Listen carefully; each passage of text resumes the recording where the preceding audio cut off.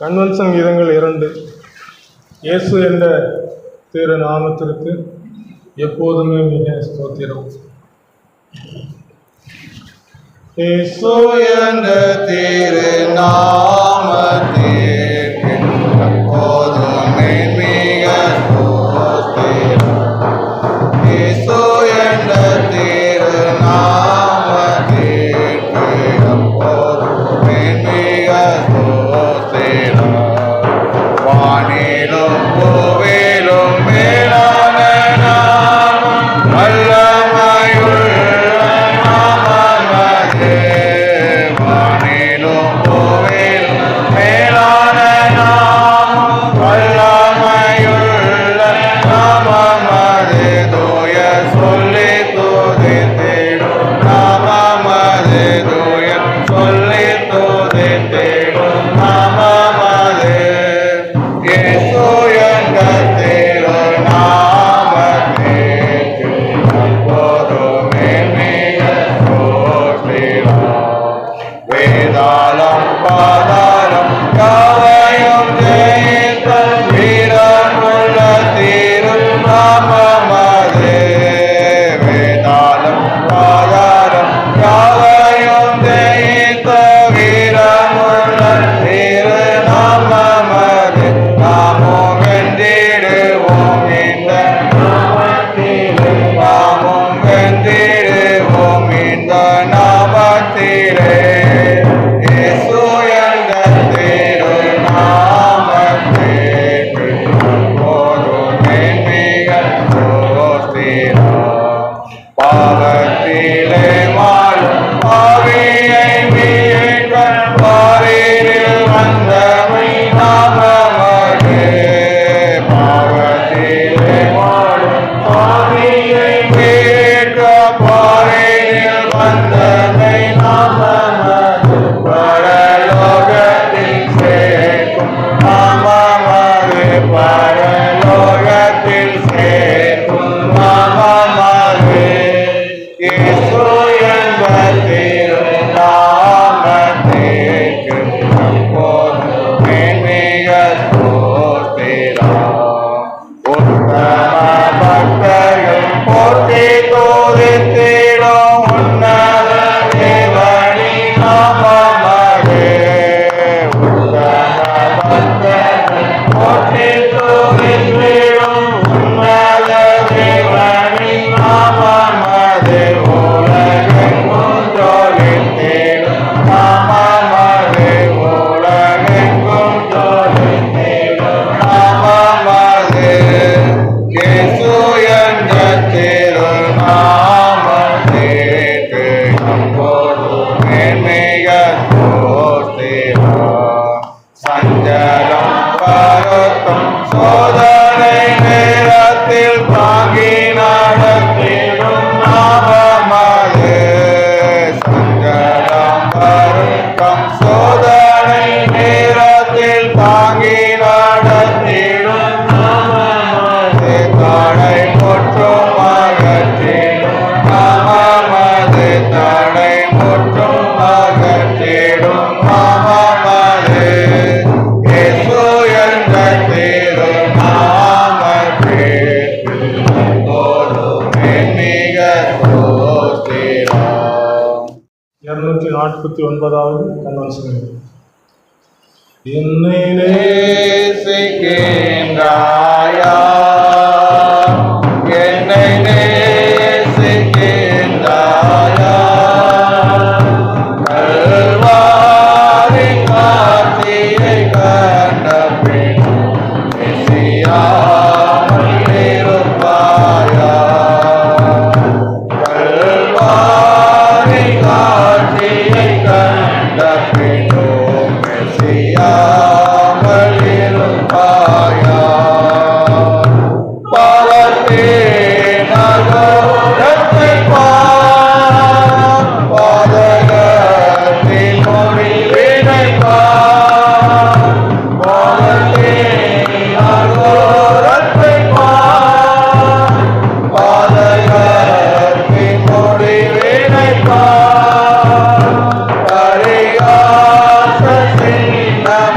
சிலுவையிலே பலியானை பறிபோனதா பரிகாத்த சிங்கமாய் சிலுவையிலே பலியானை பறிபோனதா என்னை நேசிக்கின்றாயா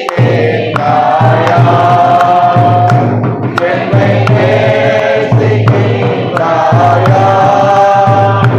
கல்வாரி காட்சியை கண்ட பின்னும் மெசியாமல் இருப்பாயா கல்வாரி காட்சியை கண்ட பின்னும் மெசியாமல் இருப்பாயா பாவம்பார பரிசுத்தனா பாவி உன்னை அழைக்கின்றேன்பா பாவம்பார பரிசுத்தனா பாவி உன்னை அழைக்கின்றேன்பா உன் பாவம் யாவும் சுமப்பேனே நிலை பாரமா உன் பாவம் யாவும் சுமப்பேனே நிலை பாரமா என்னை நேசிக்கின்றாயா என்னை நேசிக்கின்றாயா கல்வாரி காட்சியை கண்ட பின்னும் மெசியாமல் இருப்பாயா கல்வாரி காட்சியை கண்ட பின்னும் மெசியாமல் இருப்பாயா வானபூமி படைத்திருந்தோம் வானிலே உன்னை இழந்ததினா வானபூமி படைத்திருந்தோம் வானிலே உன்னை இழந்ததினா கொண்டிதா என்னை அனுப்பிடவே ஓடி வந்தே மானிடனா தேடி ரட்சிக்க பிதா என்னை அனுப்பிடவே ஓடி வந்தே மானிடனா என்னை நேசிக்கின்றாயா என்னை நேசிக்கின்றாயா கல்வாரி காட்சியை கண்ட பின்னும் மெசியாமல் இருப்பாயா கல்வாரி காட்சியை கண்ட பின்னும் மெசியாமல் இருப்பாயா பயங்களும் திகில்களும் போராடுகின்றதே பாவமும் மரணமும் நெருங்கி நிற்கிறதே ஆத்துமாழியாவே மாம்சமழிந்திடுமே அவசரம் ரட்சிப்பின் செய்தி சொல்ல வேண்டுமே அவசரம் ரட்சிப்பின் செய்தி சொல்ல வேண்டுமே பயங்களும் திகில்களும் போராடுகின்றதே பாவமும் மரணமும் நெருங்கி நிற்கிறதே ஆத்மா அழியாததாக இருக்கிறபடினாலே இந்த ஆத்மாவுக்கு இரட்சகனாக வந்து இந்த உலகத்தில் செய்ய வேண்டிய காரியத்தை 2000 ஆண்டுகளுக்கு முன்பதாக நமது ஆண்டவராய் இயேசு கிறிஸ்து செய்து நிறைவேற்றி இருக்கிறார். அவரை பிடித்துக் கொள்ள வருகிற அந்த சேவகரை பார்த்து இவர்களை விட்டு விடுங்கள், என்னை பிடித்துக் கொள்ளுங்கள் என்று சொல்லி ஒப்புப்படுத்தார்.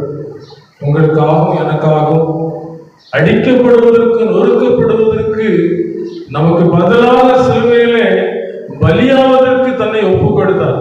அந்த ஆண்டவர் சொல்லுகிற ஒரு வார்த்தை, நரிகளுக்கு குழிகளும் ஆகாயத்து பறவைகளுக்கு கூடுகளும் உண்டு, மனுஷகுமாரனுக்கோ தலை சாய்க்க இடமில்லை என்று சொல்லி ஒரு வார்த்தை சொல்லியிருக்க. சிந்தித்து பார்க்கும் பொழுது இந்த இயேசுவுக்கு தலை சாய்க்க இடமில்லை.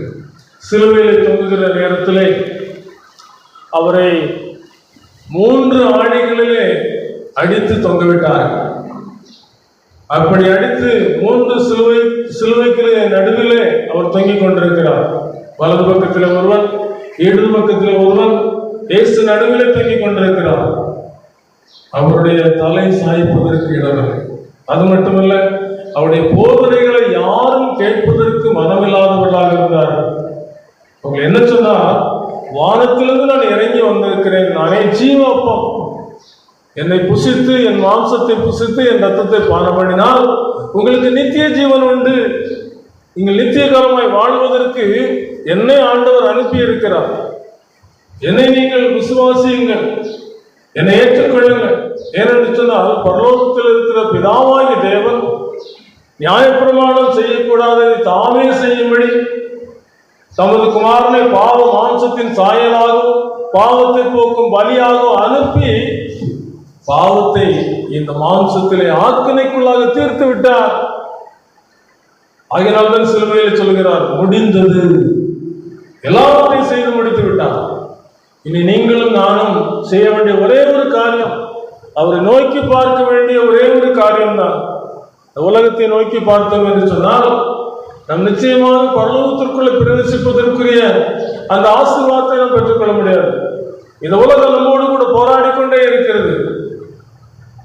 உலகமும் அதன் ஆசை இச்சைகளும் ஒருவேளை ஒவ்வொரு மனித வாழ்க்கையிலும் மறைமுகமாகவோ எப்படியோ போராடி கொண்டிருக்கிறது.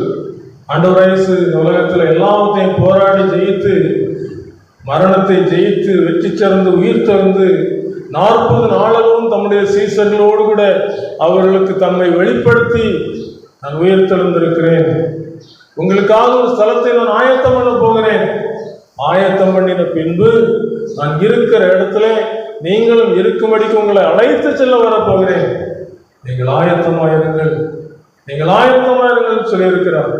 எங்களுடைய வாழ்க்கையிலும் வாலிப நாட்களிலே நிம்மதி இல்லாமல் அலைந்த நாட்கள் உண்டு, மெய்யான சமாதானத்தை தேடின நாட்கள் உண்டு. அது மட்டுமல்ல, இப்படிப்பட்ட கூட்டங்களுக்கு கடன் செல்லும் பொழுது மரணத்துக்கு பிறகு ஒரு நித்திய வாழ்க்கை இருக்கு. மரித்த பிறகு மனிதனுடைய ஆத்மா எங்கே செல்கிறது? தன்னை தந்த தேவனிடத்திற்கு அந்த ஆவி சென்று விடுகிறது. இந்த மாம்சம் மண்ணுக்கு மண்ணாக ஒப்புக்கொடுக்கப்பட்டு விடுகிறது. ஆத்மா எங்கே செல்லும்? கரைதிரை ஒன்றுமெல்லாம் மாசற்றதும் பிழையற்றதுமான ஒரு சுத்திகரிப்பை பெற்றுக்கொண்டது என்று சொன்னால், அந்த பரிசுத்தர் பரிசுத்தர் பரிசுத்தர் என்று சொல்லப்படுகிற அந்த பரலோகத்துக்குள்ளே பிரவேசிப்பதற்கு இந்த திருச்சபை நமக்கு ஒரு ஆயத்தத்தை பண்ணி கொண்டிருக்கிறது. அவரை விசுவாசியுங்கள், அவரை ஏற்றுக்கொள்ளுங்கள், அவருடைய பிள்ளைகளாக மாறுங்கள் என்று நமக்கு எத்தனை தரமோ சொல்லிக் கொண்டிருக்க காரணம் என்னவென்று சொல்ற கன்வென்ஷன் கூட்டத்தின் மூலமாக உங்களோடு கூட இடைபெறுகிற ஒரே ஒரு காரியம் என்ன? உனக்காக நான் மரித்தேனே, எனக்காக நீ என்ன செய்தாய், உனக்காக நான் மரித்தேனே, எனக்காக நீ என்ன செய்தாய், எனக்காக நீ என்ன செய்தாய். ஆண்டவர் கேட்கிற ஒரே ஒரு கருத்து, உனக்காக நான் மரித்து விட்டேன். நம்மை போல இந்த சரீரத்தில் வந்து நியாயப்பிரமாணத்தை நிறைவேற்ற முடியாத மனிதன் நியாயப்பிரமாணத்தை கடைபிடித்து நியாயப்பிரமாண தன்னிலை நிறைவேற்றி அதை சிலுவையிலே ஆணி அடித்து துரைத்தனங்களையும் அதிகாரங்களையும் புரிந்து கொண்டு வெளியரங்கமான கோலமாக்கி அவைகளை சிலுவையின் மேல் ஆணி அடித்து வெற்றி சிறந்திருக்கிறார். இன்னைக்கு இந்திய அணி இன்னொரு நாட்டு அணியோடு கூட விளையாடி கொண்டிருக்கும் போது அது ஜெயித்து விட்டது என்று சொன்னால் இந்தியா ஜெயித்து விட்டது என்று சொல்வார்கள். இதே போல இயேசு இந்த உலகத்திலே பாவத்தை ஜெயித்து விட்டபடினாலே மனுக்குலத்துக்கு கிடைத்த ஒரு வெற்றி இயேசு நமக்காக ஜெயித்து தந்திருக்கிறார். சாத்தானை ஜெயித்து விட்டார், பாவத்தை ஜெயித்து விட்டார், பாதாளத்தை ஜெயித்து விட்டார். நமக்கு வெற்றி கிடைத்திருக்கிறது. விசுவாசிக்கிறோமா? தலை சாய்க்க இடம் கொடுத்துக்கிறோமா? தலை சாய்க்க இடம் கொடுக்கும் பொழுதுதான் இந்த இயேசுவானவர் நமக்கு நீ செய்ய வேண்டிய காரியங்களை நமக்கு சொல்லித் தருவார். அவர்கள் என்னை பற்றி விசுவாசத்தினாலே பாவ மன்னிப்பையும் சாத்தானுடைய அதிகாரத்தை விட்டு தேவனிடத்துக்கும் திரும்பும்படி இருளிலிருந்து ஒளியினிடத்திற்கும் மனம் திரும்பும்படி ஒரு சாட்சியாக அனுப்புறச்சிலே பவுலை அனுப்பின ஆண்டவர் நம்ம எவருடைய பக்கமாக இழுத்துக் கொள்வதற்கு. அதில் இன்றைக்கு உலகத்தின் மக்கள் இந்த உலகத்தின் பக்கமாக இழுத்துக் கொள்ளப்பட்டு வாழ்க்கையில் நம்பிக்கை இல்லை, நிச்சயம் இல்லை. இப்படிப்பட்ட மக்களை பார்த்து ஆண்டவர் சொல்லுகிறார், மகனே சற்று யோசித்துப்பார், உன் ஆத்மா விலையேறப்பட்டது, உனக்காக குடைத்திருக்க கிரயம் ரத்தம், பரிசுத்த ரத்தம் சிலுவையில் தங்கி இருக்கிறது. சிலுவை நோக்கி பார்த்திருக்கிறீர்களா? வேற ஒன்று சொல்லவில்லை. சிலுவை நோக்கி பார்த்தால் ரட்சிப்பு இலவசம்.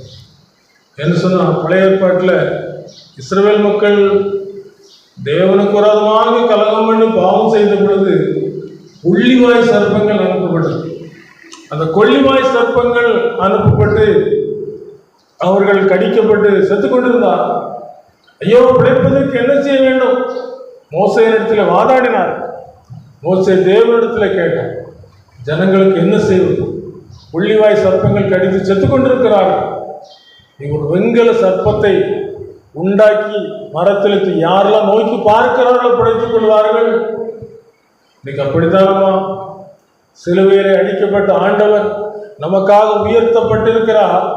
உயர்த்தப்பட்டு அவரை யாரெல்லாம் நோக்கி பார்க்கிறார்களோ அவருடைய ஆத்மாவிலே பிழைத்துக் கொள்கிறார். இந்த உலகத்திலே ஏழைக்கும் பணக்காரனுக்கும் எல்லாருக்கும் இந்த மரணம் சம்பவிக்கதான் செய்கிறது, சரீரத்துக்குரிய மரணம். ஆனால் நித்தியத்துக்குரிய மரணம், இரண்டாம் மரணம் என்று சொல்லப்படுகிற அந்த மரணத்தில் நீங்கள் இயேசுவின் இரத்தத்தினாலே மீட்கப்பட்டிருக்கிறீர்கள், ஜெயிக்கப்பட்டிருக்கிறீர்கள். கொரோனா காலத்துல எல்லாருக்குமே மரணமே வந்தது. ஆண்டவரே என் பாவத்தை மன்னின்னு சொல்லி எல்லாரும் கதறி நிறைய மறந்துருந்தாங்க. இதெல்லாம் தாண்டி நம்ம நினைஞ்சிருக்கிறோம், வந்திருக்கோம். நமக்கு மரணம் வராதுன்னு நினைக்க முடியுமா? ஆகியனால இந்த உலகத்தில் இயேசுவானவர் ஜீவகாலமெல்லாம் மரண வைத்திற்குள்ளானவர்கள் யாவரையும் விடுதலையாக்கும்படி, அப்படியானால் அவருக்கு விரும்பப்படுத்த குருவும் இல்லாதிருந்தது, அவரை எண்ணாமல் போனோம் என்று சொல்லப்படுது. இந்த எண்ணி பார்க்கக்கூடிய ஒரு நேரத்தை தான் இந்த நேரத்திலே உங்களுக்கு உங்களாக வைத்து போக ஆண்டவர் நேரத்தை தந்திருக்கிறார். சிலுவை நோக்கி பார்ப்பது, சிலுவை நோக்கி பார்க்கும்போது கிடைக்கிற ஒரு நம்பிக்கை என்ன தெரியுமா? மகனையோ மகளையோ இருதயத்தை எனக்கு திறந்துதான். சிறுவையிலிருந்து ஆலய பாடக்குழுவில் இருந்தாலும் சந்திக்கப்படுகிற ஒரு நேரம் வந்தபோது, இதோ வாசல் படியிலிருந்து கதவை தட்டுகிறேன், ஒருவனின் சத்தத்தை கேட்டு கதவை திறந்தால் அவனிடத்தில் நான் பிரவேசித்து அவனோடு போஜனம் பண்ணுவேன், அவனும் என்னோடு போஜனம் பண்ணுவான். அப்ப இந்த இருதயத்தை திறந்து கொடுக்காமலும் இந்த திருச்சபையிலும் வந்து என்ன செஞ்சிடலாம், ஆராதித்து விட்டு காணிக்கை கொடுத்து விட்டு போய்விடலாம். இருதயத்தை என்னைக்கு ஆண்டவருக்கு ஒப்பு கொடுத்து திறந்து கொடுக்கிறோமோ அன்னைக்கு அவர் வந்து இந்த இருதயத்திலே காணப்படுகிற அத்தனை காரியங்களும் சுத்திகரிப்பை தருகிறார், பரிசுத்தமாக்கப்படுகிற ஒரு அனுபவத்தை. காரணம் என்னவென்னு சொன்னால், அவர் இருக்கிற இடம் பரிசுத்தமான இடம். இந்த பரிசுத்தமான இடத்துக்கு போகணும்னு சொன்னா நம்ம இந்த உலகத்துல கண்டிப்பா சிலுவை நோக்கி பார்த்து சுத்திகரிக்கப்பட்டே ஆக வேண்டும். அங்கரங்கள் துளைக்க செங்கோரோதி சூரன் தொங்கி கூறு சில்மாவிட்டே, அங்கரங்கள் துளைக்க செங்கோரோதி சூரன் தொங்கி கூறு சில்மாவிட்டே, உன் பந்தம் அனைத்தும் போக்கி அங்கரங்கள் சிங்காசனத்தில் அமர்ந்த, உன் பந்தம் அனைத்தும் போக்கி அங்கரங்கள் சிங்காசனத்தில் அமர்ந்த,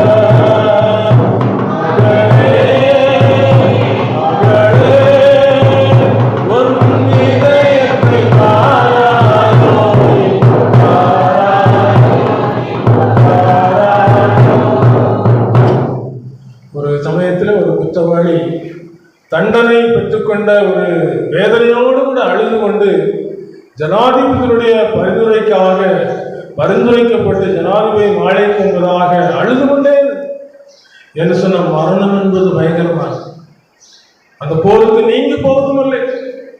ஒருவரும் தப்ப முடியாது. இந்த உலகத்தில் மரணம் என்பது ஒவ்வொரு மனிதனுக்கும் ஒரு பயத்தையும் ஒரு அச்சத்தையும் கொடுக்கக்கூடிய ஒரு காரியம். ஆனால் என்றைக்கு இயேசு நமக்குள்ளே வருகிறாரோ அன்றைக்கு மரண பயம் நீங்குகிறது. மகிமையான ஒரு நம்பிக்கை நமக்குள்ளே கிடைக்கிறது. இயேசு என்னோடு இருக்கிறார். அவரை இந்த உலகத்திலே சகல காரியங்களில் மீட்டுக் கொண்டார். என்னை சுத்திகரித்து விட்டார். இந்த உலகத்திலே கண்ணை மூடும்போது பரலோகத்தில் இருக்கிற அந்த பரிசுத்த இடத்துக்கு இளைப்பாறுதலுக்குள்ளே பிரவேசிப்பேன், நித்திய ஜீவனுக்குள்ளே பிரவேசிப்பேன், தங்க அரண்மனைக்குள்ளே பிரவேசிக்கிற ஒரு நம்பிக்கை நமக்கு வந்துவிடுகிறது. இந்த குற்றவாளிக்கு பாவம் மன்னிக்கப்பட வேண்டும், தண்டனை ரத்தாக வேண்டும். என்ன செய்வது? வெளியே நின்று அழுது கொண்டே இருக்கிறார். இப்படி அழுது கொண்டிருக்கிற மனிதனை ஒரு வீரர்களாம் பார்க்கிறாங்க. யாருக்கும் அவனுக்கு இரக்கம் காட்ட முடியாது. ஏன்னா அவங்கவுங்க கடமைகளை செய்ய முடியும். அந்த ஜனாதிபதியினுடைய அந்த வீட்டுக்குள்ள ஒரு சின்ன பையன் ஓடி வந்து எல்லாரும் பார்க்கிறான். பார்த்துக்கிட்டு இருக்கும்போது திடீர்னு இந்த தண்டனை பெற்றுக்கொண்ட மனிதன் ஏங்கி அழுவதை பார்த்தவொடனே அவனுக்கு கொஞ்சம் இறக்கம் வந்துச்சு. இறக்கம் வந்தோடனே, ஏப்பா நீ எல்லாரும் அழுத்தங்க, நீ மட்டும் ஏன் அழுதுகிட்டு இருக்கிறான்? நான் குற்றவாளி, எனக்கு தண்டனை வந்திருக்கு, எனக்கு மன்னிப்பு வேணும். உங்கள் ஜனாதிபதியிட்ட கொஞ்சம் யாராவது கெஞ்சி கேட்டு எனக்கு ஒரு மன்னிப்பு, ஒரு விடுதலை தந்துட்டான், என் தப்பு எனக்கு மன்னிக்கப்பட்டுட்டான், நான் விடுதலையாகிட்டான், எனக்கு சந்தோஷமா இருக்கும் அப்படின்னு ஜனாதிபதியோட மகன் கையை பிடிச்சி இழுத்து உள்ள கூட்டு போய் அப்பாட்ட கொண்டு விட்டு, அப்பா இந்த குற்றவாளி தண்டனை நீங்கள் ரத்து பண்ணுங்க, மன்னிப்பு கொடுங்க அப்படின்னு சொன்ன உடனே ஜனாதிபதிக்கு தன் மகன் போய் சொன்ன உடனே எனக்கு மன்னிப்பு கிடைச்சிட்டு எவ்வளவு சந்தோஷமா இருந்திருக்கும் பாருங்க. இதே போலதான் தன் சொந்த குமாரனை இந்த உலகத்திலே அனுப்பி அவர் மூலமாக நமக்கு பாவமன்னிப்பாக மீட்பு கிடைத்திருக்கு. சிலுவையில் சிந்தின ரத்தத்தினாலே நமக்கு பாவமன்னிப்பாகி மீட்பு கிடைத்திருக்கு. இந்த நாளில் இந்த திருச்சபைக்கு வரும்போது என்ன சொல்ல வேண்டும் ஆண்டவரே என்று சொல்லி கேட்கும் பொழுது ஒரே ஒரு வசனத்தை மட்டும் ஆண்டவர் நினைப்பூட்டினார். அது 1 கொரிந்தியர் 10ஆம் அதிகாரம் 12ஆம் வசனத்தில் சொல்லப்பட்டிருக்கிறது. யாராவது எடுத்தவர்கள் வாசியுங்கள்.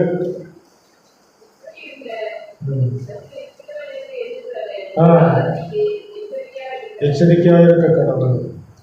இப்படி இருக்க தன்னை நிற்கிறவன் என்று எண்ணுகிறவன் விழாதபடிக்கு எச்சரிக்கையாக இருக்க கடவுள். என்னைக்காவது மனதையும் பேசலாம், என்னைக்காவது ஆண்டவருக்கு இடம் கொடுத்திருக்கலாம். இன்றைக்கு என்னுடைய நிலைமை என்ன? விழுந்து கிடந்திருந்தேன்னு சொன்னா அந்த விழுந்து கிடந்தது ஆவியானவர் சுட்டி காமிக்கிறார். நிற்கிறவன் என்று எண்ணுகிறவன் விழாதபடி எச்சரிக்கையாக இருக்க கடவுள். விழுந்து போயிடக்கூடாது. இயேசு கிறிஸ்துவோடு கூட 12 சீசர்கள் போனாங்க. கடைசியில யூதாஸ் காரியோத்து 30 வெள்ளி காசுக்காக காட்டி கொடுத்து விழுந்து வாழ்க்கையை வீணா போச்சு.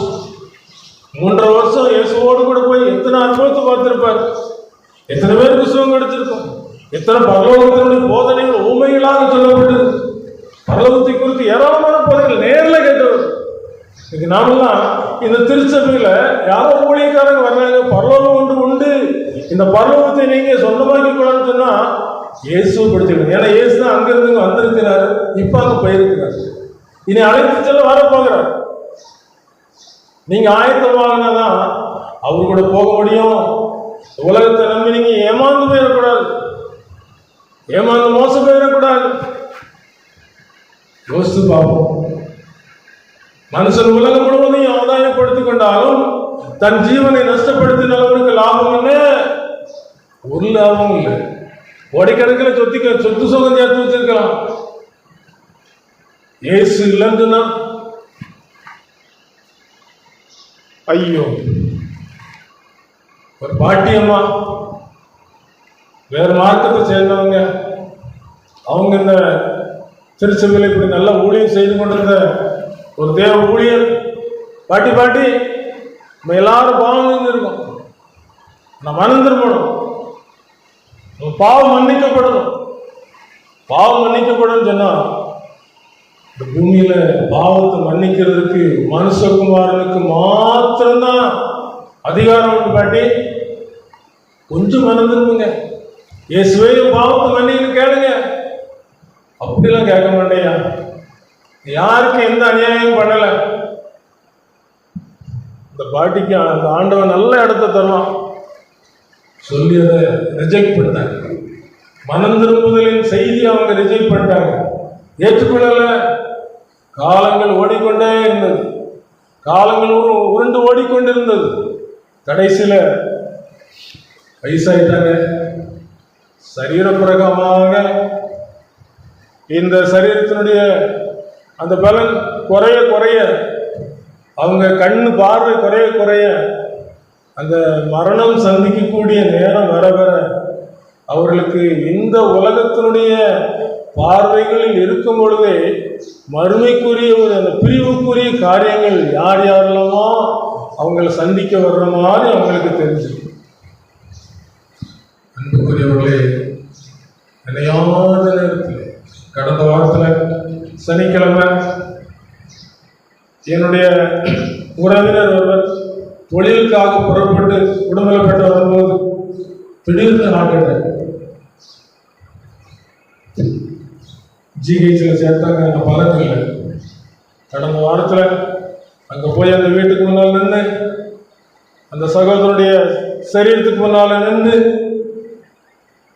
இந்த மரணத்துக்கு பிறகு என்ன நடக்குங்கிறத எல்லாருக்கும் சொல்லி, அந்த இடத்துல ஒரு சில பாடல்கள் பாடி மறுமை குறித்த நம்பிக்கை சொல்லி கடந்து வந்திருக்கு. மரணத்துக்கு பிறகுதான் ஒரு நித்திய வாழ்க்கை இருக்கு, மரணத்துக்கு பிறகுதான் ஒரு வாழ்க்கை இருக்குது. அதுக்காக இயேசு இந்த உலகத்துக்கு வந்து பாடுபட்டார். அவருக்கு தலை சாய்க்க என்ன கொடுத்திருக்கிறோமா? நம்ப வேண்டாம், நம்ப வேண்டாம், இந்த பொய்யுலகை நம்ப வேண்டாம், நம்ப வேண்டாம், நம்ப வேண்டாம், இந்த பொய்யுலகை நம்ப வேண்டாம். தேசம் காட்டி துரோகம் செய்யும், தேசம் காட்டி துரோகம் செய்யும், இந்த ஆளுலகை நம்ப வேண்டாம், இந்த ஆளுலகை நம்ப வேண்டாம். விடுதலை போல் சாகுவரும் விடுவிடுவாய் நீயும் அப்போ. விடுதலை போல் சாகுவரும் விடுவிடுவாய் நீயும் அப்போ. பாம்பின் வாயில் அவளை போல, பாம்பின் வாயில் அவளை போல பரிதபிப்பாய், பரிதபிப்பாய், பரிதபிப்பாய், பரிதபிப்பாய். பாட்டி கடைசியில் சொல்றாங்க, யாரெல்லாமோ வந்திருக்கிறாங்க, என் கண்ணுக்கு தெரியுது, கெட்டி கொண்டு போறதுக்கு கையிலாம வந்திருக்கிறாங்க. யாருக்கு என்ன அநியாயம் செய்யறேன்?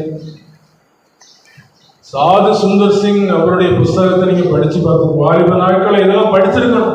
நம்முடைய திருச்சபையில ஆவிக்குரிய ஒரு உலகம் என்று ஒன்று இருக்கிறது. ஆவிக்குரிய காரியங்களை நாம் அறிந்து கொள்ள வேண்டிய நேரத்தில் அறிந்து கொள்ள வேண்டும். மாம்ச சிந்தை மரணம், ஆவியின் சிந்தை ஜீவனும் சமாதானம். ஆவிக்குரிய சிந்தை யாருக்குள்ளதான் வருதோ நீங்களும் பாக்கியவான்கள். ஆவியில் எளிமையுள்ளவர் பாக்கியவான்கள், பரலோக ராஜ்யம் அவர்களுடையது. ஆவியில எளிமை. இயேசு கிறிஸ்து சொல்றாரு, வருத்தப்பட்டு பாரம் சுமக்கிறவர்களே நீங்கள் எல்லாரும் என்னிடத்துல வாருங்கள், நான் உங்களுக்கு இளைப்பாறுதல் தருகிறேன். என்னுடைய சுமை லகுவாயும் என்னுடைய முகம் லகுவாயும் இருக்குது. அவரை ஏற்றுக்கொண்ட கஷ்டமா இருக்கும் நினைக்கிறீங்களோ? இயேசு கிறிஸ்து ஏற்றுக்கொண்டவர் நம்முடைய சுமை லகுவாகி விடுகிறது, நம்முடைய முகம் லகுவாகி விடுகிறது. எல்லாம் அவர் பார்த்துக்கிடுவார். தகப்பன் தன் பிள்ளைக்கு இறங்குறது போல அவர் நமக்கு இறங்குகிறார். ஒரு வாலிப தங்கச்சி வாலிப நாட்களை இயேசு ஏற்றுக்கொண்டாங்க, பாவத்தை அறிக்கை செய்து ஆண்டவருடைய பிள்ளைய மாறினாங்க, பரிசுத்தமாக்கப்பட்டாங்க. டீச்சர் ட்ரைனிங் வேலை பார்த்தாங்க. சரித்திரம் ஒரு கட்டி, அந்த கட்டி அநேக இடத்துல காமிச்சு பார்த்தோம், சோகம் கிடைக்கல. கடைசியில் இது வேலூருக்கு கொண்டு வாங்க, அங்கதான் இதுக்குரிய ட்ரீட்மெண்ட் கிடைக்கும்னு சொன்ன உடனே தாய் தகப்பன்மார் கொண்டு போனாங்க. கொண்டு போனா அவங்க இதை ஆப்ரேஷன் பண்ணி எடுக்கணும், உயிருக்கு ஆபத்து வந்தாலும் வரலாம், கையெழுத்து போடுங்க, கையெழுத்து போட்டு கொடுத்தாச்சுன்னா நாங்கள் ஆப்ரேஷன் பண்றோம், இப்படி ஆகலாம் அப்படி ஆகலாம்னு சொன்னாங்க. இந்த வாலிப தங்கச்சி நல்ல விசுவாசத்தோடு கூட இருந்ததுனால ஆவிக்குரிய நிலைமையில அவங்க இந்த மரணத்தை சந்திப்பதற்கு ஆயத்தமா இருந்ததுனால ஆபரேஷன் பண்ணாங்க. சரீரம் பலவீனமாயிடுச்சு. ஆசிரியர் லூக்கா ஆஸ்பத்திரியில் கொண்டு வைத்திருக்கும் போது ஊரில் உள்ள சில முக்கியமானவங்க போய் பார்த்தாங்க, ஊழியக்காரங்களாம் போய் பார்த்தாங்க. அன்னை சோத்திரம், தங்கச்சி தோத்துரும், எப்படி இருக்காமா இப்படி சொல்லி அனுப்பியிருக்காங்க. உங்க ஊர் உடம்படின்னு சொல்றீங்க, அது வரைக்கும் தான் உயிர் இருக்கும். ஆனா நான் சந்தோஷமா இருக்கிறேன். ஏன்னு சொன்னா என் கால் மாட்டிலையும் தலைக்கு மாட்டிலையும் தேவதூதன் வந்திருக்கிறாங்க, என் அழைச்சிட்டு போறவங்க வந்திருக்கிறாங்க. மேகங்கள் நடுவே வாழை பிறக்கும், பூதங்கள் பூதங்கள் கடந்து வரும், பூதர்கள் பூதங்கள் சூழ்ந்துரிக்கும். மறந்திடுவேன் நான் மறந்திடுவேன், மறந்திடுவேன் நான் மறந்திடுவேன். வானத்தில் வானத்தில் நடுவானத்தில் இயேசுவே கைகளில் ஆதிருப்பேன். மாறவர் இயேசுவில் உன்னகை முகாம் என் கைகளில் உள்ளத்தில் நிறைந்து நிற்கும், கைகளில் உள்ளத்தில் நிறைந்து நிற்கும்.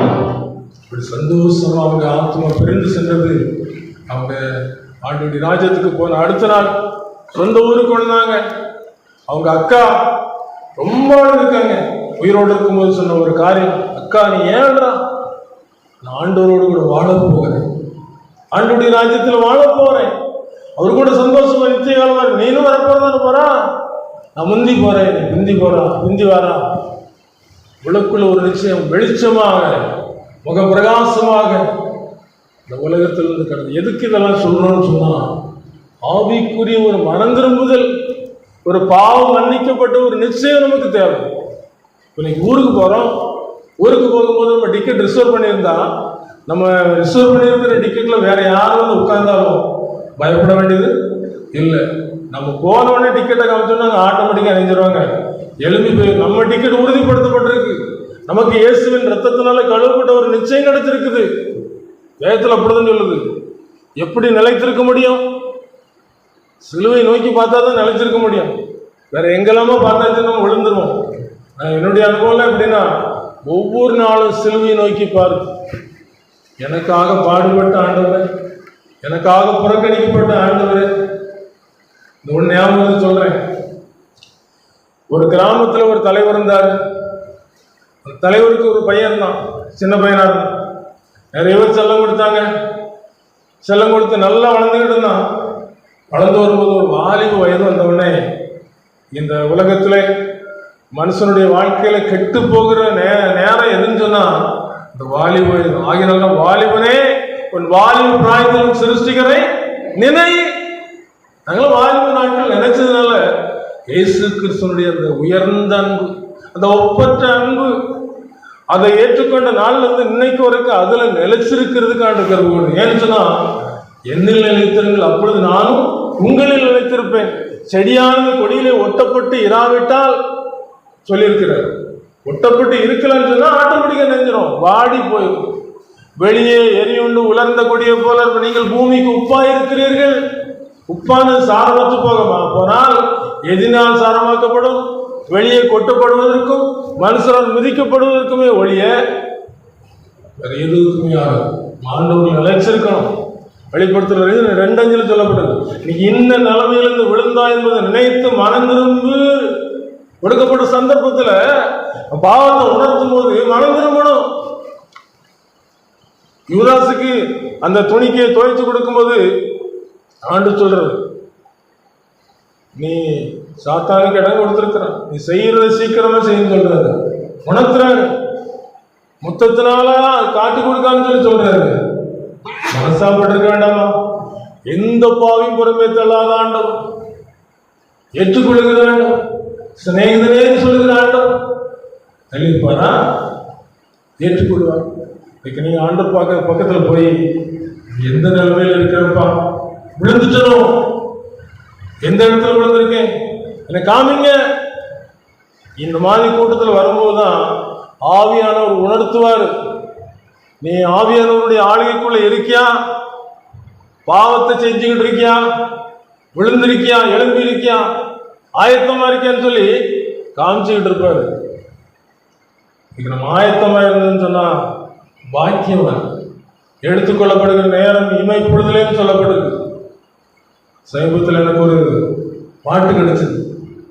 குறித்த காலத்திலே, குறித்த நேரத்திலே, குறித்த வேளையிலே வந்திடுவார். குறித்த காலத்திலே, குறித்த நேரத்திலே, குறித்த வேளையிலே வந்திடுவார். ஆயத்தமாயிருங்கள், ஆண்டவரை தேடுங்கள், அவருடைய மனவட்டியாய் மாறிடுங்கள். ஆயத்தமாயிருங்கள், ஆண்டவரை தேடுங்கள், அவருடைய மனவட்டியாய் மாறிடுங்கள். மறுபடியும் பிறக்க வேண்டுமே, தேவ சித்தம் செய்ய வேண்டுமே. மறுபடியும் பிறக்க வேண்டுமே, தேவ சித்தம் செய்ய வேண்டுமே. அக்கிரம செய்து அந்நியனை வாழ்ந்து விட்டால் உங்களை அறியன சொல்லிடுவாரே. அக்கிரம செய்து அந்நியனை வாழ்ந்து விட்டால் உங்களை அறியன சொல்லிடுவாரே. அரியன் என்று சொல்லிடுவார். யார் தெரியாது? தீர்க்கதரிசனம் சொன்னாமே, சாட்சிகளை துரத்தணுமே, யாரும் தெரியாது. தேவ சித்தம் செய்யாத ஒரு நிலைமை, சிலுவை உயர்த்தாத பிரசங்கம், தேவ சித்தத்துக்கு ஒப்பு கொடுக்காத ஜபம் சொந்த வியாபாரம். சிலுவை நோக்கி பாருங்க. இந்த கடைசி காலத்துல சாத்தான் எத்தனையோ வலைகளை வச்சிருக்கிறான், எத்தனையோ ஆசாபாசங்களை காமிச்சுக்கிட்டு இருக்கிறான். நாங்க என்ன செய்யறோம் தெரியுமா? ஒரு நாள் ஒரு மருத்துவர் தன்னுடைய கடமைகளை முடித்து வேகமாக வீட்டுக்கு திரும்பி கொண்டிருக்கும் பொழுது ஒரு காட்சி பார்க்கிறார். ஒரு நாய் அடிபட்டு இரத்த கோலத்தில் கிடக்கு. இரத்த கோலத்தில் கிடந்தோடனே இவருக்கு ஒரு இறக்கம். இந்த நாயை தன்னுடைய சொந்த வாகனத்தில் தூக்கி போட்டு வீட்டுக்கு கொண்டு வந்து அதுக்கு மருத்துவம் செய்து அதை சுகப்படுத்தி அனுப்பிட்டார். கொஞ்ச நாள் கழிச்சு வீட்டை தட்டுன மாதிரி ஒரு சத்தம். என்னன்னு சொல்லி அவர் திறந்து பார்க்கும்போது ஏதோ ஒரு நாள் சுகமாக்கப்பட்ட நாய் அவர் கைப்பிடிச்சு இழுத்துட்டு தன்னை போல இன்னொரு நாய் அடிக்கப்பட்டது காமிக்குது. இதே மாதிரி தான் நாங்கள் வந்து சொல்லிக்கிட்டு இருக்கோம். இயேசுவின் ரத்தத்தினால குணமாக்கப்பட்டோம். நீங்களும் குணமாக்கப்பட்டிருந்திருக்கலாம். இப்போ விழுந்திருந்தா அதை நினைச்சு பாருங்க. உங்களுக்கு அந்த பாவம் மன்னிப்பு நிச்சயம் இருக்குதா? பரலோகத்துக்கு போகக்கூடிய அந்த உத்தரவாதம் உங்களுக்கு தெரியுதா? ஆவியானவர் உங்களுக்குள்ள சாட்சி கொடுக்கிறாரா? தன்னை நெருக்கிறவன் என்று எண்ணுகிறவன் விழாதபடி எச்சரிக்கையா இருக்க கடவுள். அது மட்டுமல்ல, மத்திய 24 சொல்லியிருக்கிற முடிவு புரிந்து நிலைநிற்பானே ரட்சிக்கப்படுவான். என்னைக்கு அவர்கள் ரட்சிக்கப்பட்ட போதாது. ரட்சிக்கப்பட்டவர் படிப்படியாக என்ன செய்யணும்? வளர்ச்சி அடையணும். ஒரு பிள்ளை பிறகுது, பிறந்து என்ன செய்யணும்? வளர்ச்சி அடையணும். இன்னும் குழந்தையாவே இருக்கக்கூடாது. அந்த காலத்துக்குரிய ஒரு வளர்ச்சி இருக்கணும். இந்த வேத வசனத்தினுடைய அந்த சகல காரியங்களை அறிந்து கொண்டு அதை போதிக்கிற பொழுது தேவனுடைய கரத்தினால் பயன்படுத்தப்படுகிற ஒரு கிருபைகளை இந்த திருச்சபைக்கு எடுத்து காண்பிக்கிற ஒரு கருவியாக இருக்கணும். இந்த மைக் இருக்குது, மைக்கு ஒரு கருவியாக பயன்படுது. மைக் இருப்பதனால எல்லாருக்கும் கேட்குது. இதே போல ஆவியானவர் நம்மை பயன்படுத்த நினைக்கிற காரணம் என்ன? ஒரு ஆத்மா கெட்டு போவது அவருக்கு சித்தம் இல்லை. காணாமல் போன 99 காணாமல் போன இந்த ஒரு ஆட்டு தேடி 99 ஆட்டை விட்டு தேடி போறாரு. எதுக்கு? இந்த ஒரு ஆடு போனா போட்டு விட்டாங்க. ஒரு ஆத்மா கெட்டு போவது அவருக்கு சித்தம் இல்ல. எத்தனையோ உண்மைகள் இருக்காரு. நான் ஒரு நாள் யோசித்து பார்த்துக்கும் பொழுது கடல்ல ஒரு வலையை விரித்து மீன்கள்லாம் பிடிக்கிறாங்க. மீன்கள்லாம் பிடிச்சு கரையில் இழுத்து கொண்டு வந்து என்ன செய்யறாங்கன்னு தெரியுமா? நல்லவைகளை வைத்து கெட்டவைகளை தூர வீசுறாங்க. யோசித்துக் கொண்டிருக்கும் போது ஒரு ராகத்துல ஒரு அருமையான பாட்டு. கடலில் ஒரு வலையை விரித்து மீன்களை பிடித்து நல்லதை வைத்து கெட்டதை தூர வீசுவாங்களே. கடலில் ஒரு வலையை விரித்து உங்களை பிடித்து நல்லதை வைத்து கெட்டதை தூர வீசுவாங்களே. நல்லோரையும் பொல்லாரையும் பிரிப்பாங்களே. உலகின் முடிவு நாட்களிலே இப்படி நடக்குமே. உலகின் முடிவு நாட்களிலே இப்படி நடக்குமே. உலகின் முடிவு நாட்கள்ல ரெண்டு பகுதியாக பிரிக்கப்படாங்க. ஒன்னு வலது பக்கத்துல, இன்னொன்னு இடது பக்கத்துல. யாருமே சொல்ல வேண்டியது இல்லை. இன்னைக்கு பாருங்க, நம்முடைய ரத்தத்தை டெஸ்ட் பண்ணி பார்க்குறாங்க. ரத்தத்துல தப்பு இருக்குது, ஆட்டோமேட்டிக்கா நம்முடைய சரீரத்தில் இருக்கிற பலவீனத்தாங்க நீங்க ரத்தத்துல குற்றம் இருக்குது, நீங்க இப்படி இருக்கிறீங்க, இதான் நிலைமை, இவ்வளவு நாள் தான் ஓடும். மருத்துவர் சொல்லிடுறாங்க. எத்தனை பக்குவம் பண்றோம். இன்னைக்கு நம்முடைய ஆத்மாவில் பாவங்கிற ஒரு விஷம் உள்ள ஏறிட்டு அதுல இருந்து விடுதலை பண்றதுக்கு என்ன வழிங்கிறது தெளிவா இந்த திருச்சபைக்கு சொல்லி தருது. இயேசுவின் ரத்தம், இயேசுவின் ரத்தத்தினால் பாவம் கழுவினால் செல்லலாமே. இயேசுவின் ரத்தத்தினால் பாவம் கழுவினால் செல்லலாமே.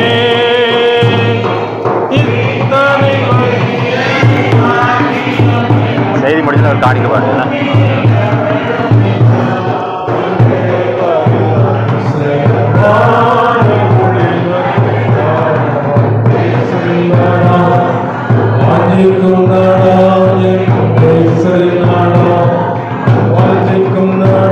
நாட்டுக்குள்ளே போகணும். ஒரு வாலிபன் இயேசுவை சந்திக்க வரும்போது நித்திய ஜீவனுக்குள்ள பிரவேசிக்கணும் என்ன சொல்லி கேட்கிறான்.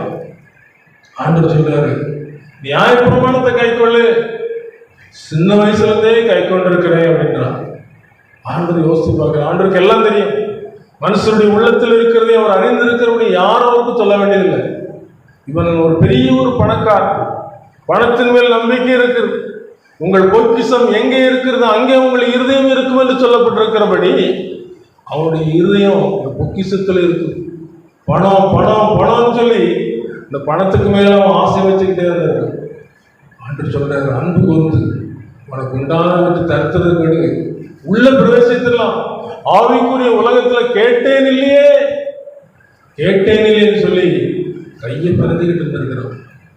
கொடுக்கப்பட்ட காலங்கள், கொடுக்கப்பட்ட சந்தர்ப்பங்கள் முடிந்து விட்டால் நம்ம என்ன செய்ய முடியாது, சுதந்திரிக்க முடியாது. இன்னைக்கு இந்த இந்தியா சுதந்திரம் பெற்றதுன்னு சொன்னா எத்தனையோ பேர் தங்களை தியாகமாக ஒப்பு கொடுத்து ஒரு விடுதலை, இந்திய நாடு விடுதலை பெற்றது.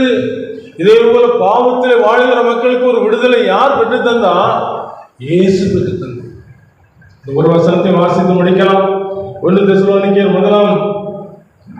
2 நிருபத்திலே 1 அதிகாரம் 8, 9, 10 வாசிங்க. 2 தெசலோனிக்கேயர் 1 அதிகாரம் 8, 9, 10. கர்த்தராகிய இயேசு தமது வல்லமையின் தூதரோடும் ஜுவாலித்து எதிரிய அக்கினியோடும் வானத்திலிருந்து வெளிப்படும் போது அப்படியாகும். அந்நாளிலே தம்முடைய பரிசுத்தவான்களில் மகிமைப்படத்தக்கவராயும் நீங்கள் எங்களுடைய சாட்சியை விசுவாசத்தபடினாலே உங்களிடத்திலும் விசுவாசிக்கிறவர் எல்லாத்திலும் ஆச்சரியப்படத்தக்கவராய் அவர் வரும்போது அவர்கள் கர்த்தருடைய சன்னிதானத்தில் இருந்தும் அவருடைய வல்லமை பொருந்திய மகிமையில் இருந்தும் நீங்களாய் நித்திய அழிவாகிய தண்டனை அடைவார்கள். ஐயா, அம்மா, இயேசுவை நோக்கி பாருங்க. திருச்சபையில ஒரு சத்தம் கத்துன்னு கத்துச்சுன்னு சொல்லி ஆவியானவர்களுக்கு நினைப்பூட்டுவார். ஒரு மாம்சம் ஒரு வழியும் போது நீ துக்கித்த ஐயோ போதகத்தை எடுத்தனே கடிந்து கொள்கிறேன், அவன் அலட்சியம் பண்ணினது. மனந்திருப்புங்கப்பா, அழைத்து போங்க, வேத வசனங்களை வாசிங்க, ஜெபம் பண்ணுங்க. எல்லாம் நேரம் இல்லை. காலமோ சொல்லுதே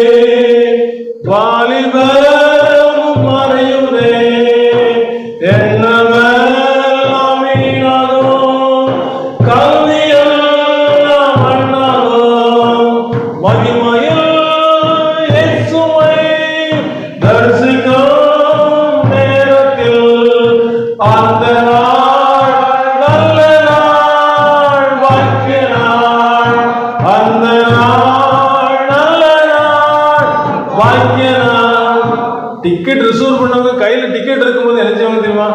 பயப்பட மாட்டாங்க. வெளிநாட்டுக்கு போகணும், விசா எடுத்தாச்சு, விசா கையில் இருக்கும்போது அந்த நாட்டில் இறங்கும்போது கேட்குறாங்க, காமிச்சிட்டு அவங்க பாட்டு போயிட்டே இருக்கலாம். உலகத்துக்கு போகும்போது என்ன கேட்பாங்க தெரியுமா? எப்படி என்ன தன்மையோடு உள்ள வந்தான்னு சொல்லி கேட்கும்போது, நான் இயேசு ரத்தத்தினால கழுவப்பட்டு, இந்த ஒரு காரியம் இல்லைன்னா வேற வாய்ப்பே கிடையாது. நான் பக்தியா இருந்தேன், கற்பனையெல்லாம் கை கொண்டிருந்தேன், ஆலயத்துக்கு ஒழுங்கா வந்துடுவேன், காணிக்கலாம் நிறைய கொடுப்பேன். இயேசு ரத்தத்தினால கழுவப்பட்டிருக்கிறீங்களா?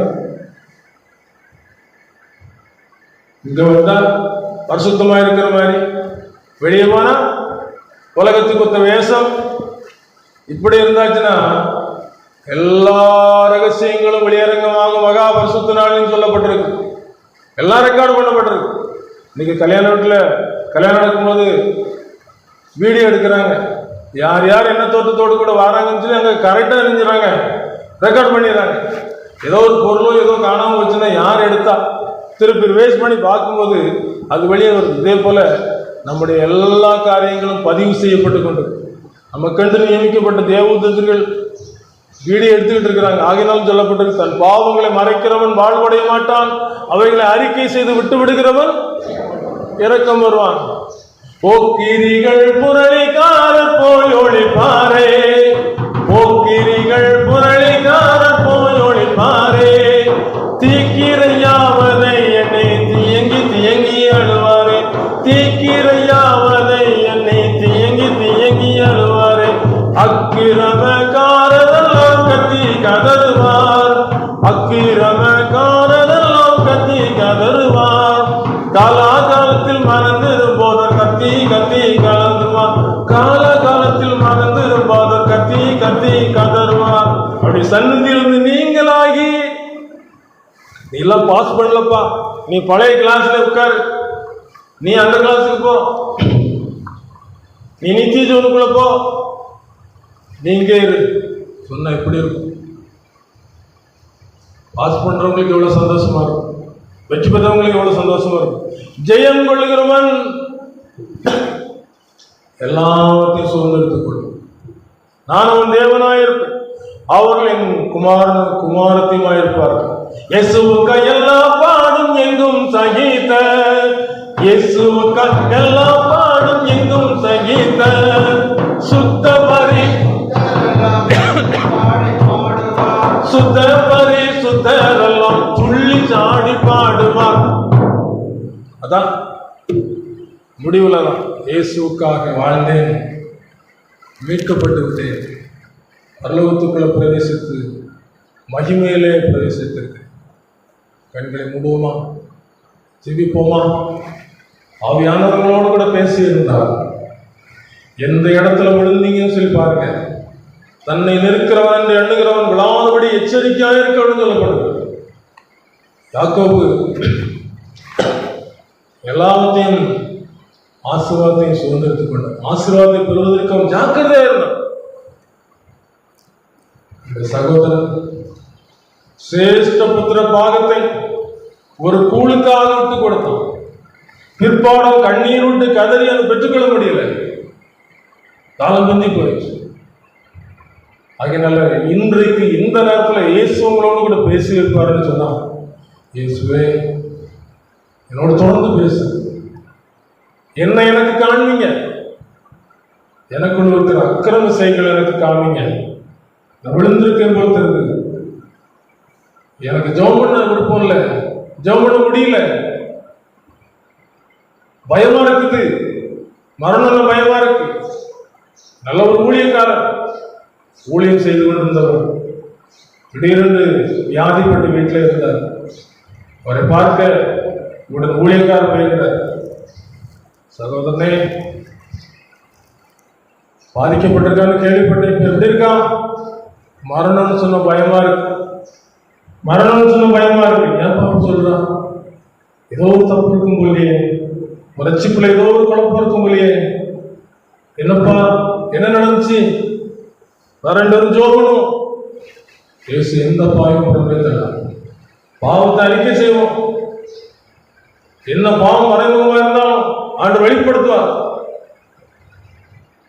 ஏன்னு சொன்னா கையும் களமாக நிறுத்தப்பட்ட அந்த ஸ்திரீயினத்துல குற்றங்காட்டி சாட்டும் போது இயேசு குனிந்து தரையில எழுந்தார். அவங்க பாவத்தை எழுதணும்னு கல்லெல்லாம் போட்டு ஓடிட்டாங்க. ஜோமன்னு சொல்லி ஜோம் பண்ணாங்க. 2 நாள் கழிச்சு வரேன், ஆண்டவருக்கு வெளிப்படுத்தார். 2 நாள் கழிச்சு வந்தாரு. ஆண்டவர் என்ன வெளிப்படுத்தினாரப்பா? ஆமா, ஒரு கோழி முட்டை சுத்தி சுத்தி வருது. கோழி முட்டை சுத்தி சுத்தி வருது. என்னப்பா செஞ்சா? சில வருஷத்துக்கு முந்தி பக்கத்து தோட்டத்தில் உள்ளவன் விளைச்சல் சரியில்லைன்னு சொல்லி இப்படி செய்தான். நல்ல விளைச்சல், காசை கூட நான் பார்த்துக்கிறேன். காசை கொடுத்தேன்ப்பா. ஏன்பா கொடுத்தா? என்ன ஏன் உனக்கு வேற தேவர்கள் உண்டாயிருக்க வேண்டாம் அவனை சொல்லியிருக்கிறாரு. சரி வா ஜோனும் பாவத்தை அழுது அறிக்கை செய்வோம். நொறுங்குண்ட இருதயத்தோடு பாவங்களை அறிக்கை செய்வோம். பாவங்களை மன்னிக்கிறான். மன்னித்தார். 2 நாள் கழிச்சு வரும்போது காட்டும்போது இப்ப எப்படி இருக்காப்பா? சந்தோஷமா இருக்கு. பட்டணம் தெரியுது. ஒப்பு கொடுப்பீங்களா? இதயத்தில் எந்த காரியத்தில் விழுந்திருந்தாலும் ஆவியானவர் உணர்த்துகிற காரியத்தை ஒப்பு கொடுத்து இன்னைக்கு உங்க ஆத்மாவை லாபப்படுத்திக் கொள்ளுங்க. உங்களுக்காக ஆவியானவர் உங்களோடு கூட பேசிக் கொண்டிருக்கிறார். நான் உனக்கு போதித்து நீ நடக்க வேண்டிய வழி உனக்கு காட்டுவேன். பொறுப்படுத்திக் கொள்வார். ஒப்பு கொடுத்த பொறுப்படுத்திக் கொள்வார். என்னை நேசிக்கின்றாயா? என்னை நேசிக்கின்றாயா? கல்வாரி காட்சியை கண்ட நேசியாமல் இருப்பாயா? கல்வாரி காட்சியை கண்ட நேசியாமல் இருப்பாயா? ஏன்னு சொன்னா இனி இயேசு வந்து சிலுவைக்கு போய் பாடுபட போறதில்லை. சத்தியத்தை அறிகிற அறிவை அடைந்த பின்பும் மனப்பூர்வமாய் பாவம் செய்தால் அதற்கு செலுத்தத்தக்க வேறு பலி இனியிராமல் நியாய தீர்ப்பு வருகிறதை எதிர்பார்த்துகளும் துரோகிகளை பற்றிக்கும் கோபாக்கினவே சொல்லியிருக்கிறார். ஒரு வழி இல்லை. பாவம் பாரா பரிசுத்தனா பாசம் பொங்க அழைக்கின்றேன் பார். பாவம் பாரா பரிசுத்தனா பாசம் பொங்க அழைக்கின்றேன் பார். உன் பாவம் யாவும் சுமப்பேன் என்றேன் பாரும் தன்னில் இழைப்பாவா. உன் பாவம் யாவையும் சுமப்பேன் என்றேன் பாரும் தன்னில் இழைப்பாவா. இழைப்பாரவா? இழைப்பாரவா? இழைப்பாறுதல் எங்க இருக்கு? இயேசு கிறிஸ்துவோடு.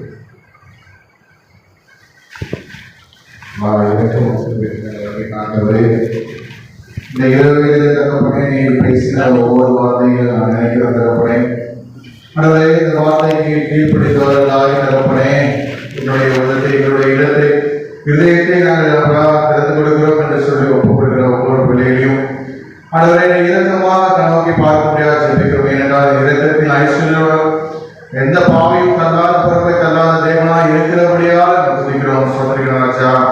அதனாலே கர்த்தாவே அதனை நீங்கள் உண்மைத்து ஒருவரை பொறுப்பை தள்ள மாட்டேன்னு சொல்லுங்கள். யாரெல்லாம் தகப்பனே என்னுடைய இதயத்தை திறந்து கொடுத்து அதனை இயேசுவை நோக்கி பார்த்து கல்வாரி சிலுவை நோக்கி பார்த்து தகப்பனே என்னுடைய வாழ்க்கையிலும் தகப்பனே நாங்கள் செய்த ஒவ்வொரு பாவத்தையும் நினைத்து அதை மன்னிப்பு பெற்றுக்கொண்டு அந்த பலமுறை ராஜ்யத்தின் பாக்கியத்தை சுதந்திரங்களாய் பற்றுக்கொண்டு அதை கிருபை கொடுக்கணும் ஜெபிக்கிறோம் தகப்பனே.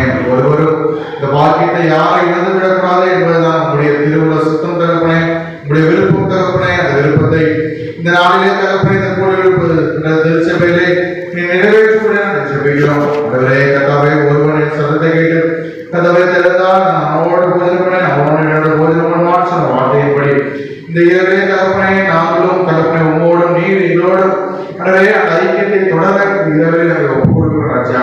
அன்றே கர்த்தாவே இந்த வாழாத ஜீவ கிரடத்தை அன்றே பெற்றுக்கொள்வ ஒவ்வொருவரும் அன்றே கர்த்தாவே நீ ஆயத்தப்படுத்த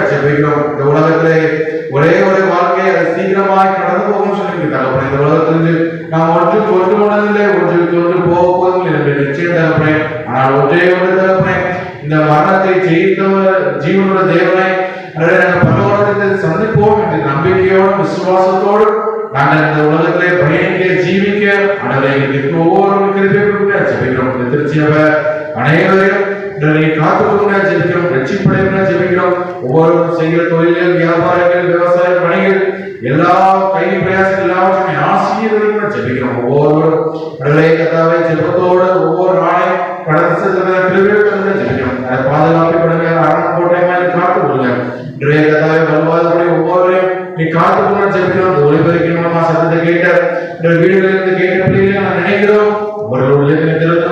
மீதியான உள்ள பிறந்தது கூட கல்லான இதயத்தை மாற்றி சதையான இதயத்தை கொடுக்கும் ஜெபிக்கிறோம். எல்லா துதிக்கான மகிமை உமக்கே செலுத்துகிறோம். இப்படி ஜெபிக்கிறோம்.